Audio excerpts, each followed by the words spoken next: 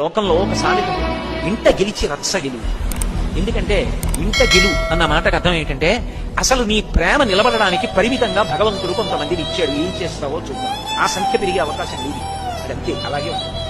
ఒక తల్లి కడుపులోంచి వచ్చాం అన్నవాళ్ళం కొంతమందిమే ఉంటాం. ఇంకా ఆ సంఖ్య పెరగదు. బంధువులు పెరుగుతారేమో, స్నేహితులు పెరుగుతారేమో, అమ్మ కడుపులోంచి వచ్చిన వాళ్ళం అన్న అపురూపమైనటువంటి అనుబంధం మాత్రం అంతే, అంతవరకే మిగులుతుంది. అంతకి దాటి ఇక మిగలదు.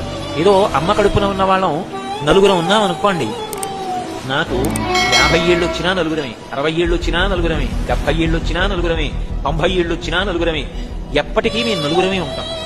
దేశే దేశే కళత్రాని దేశే దేశే చ బాంధవాః అంతు దేశం నపశ్యామి యత్ర భ్రాత సహోదరః అంటాడు రామాయణంలో రామచంద్ర ప్రభు.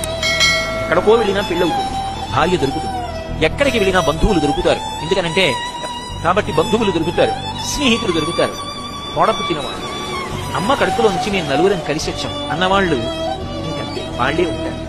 అది అపురూపమైనటువంటి అనుబంధం. ఆ అనుబంధం అది అనుభవించగలిగిన ఆర్ద్రత కలిగిన మనసున్న వాడికి తెలుస్తుంది తప్ప ఆర్ద్రత లేని వాడికి దెబ్బలాడుకోవడం ఒక్కటే చేతనం. అన్నయ్య తమ్ముడు మాట్లాడుకోరు. దేనికి మాట్లాడుకోరు? ఆస్తి పంపకానికి గొడవ వచ్చిందా?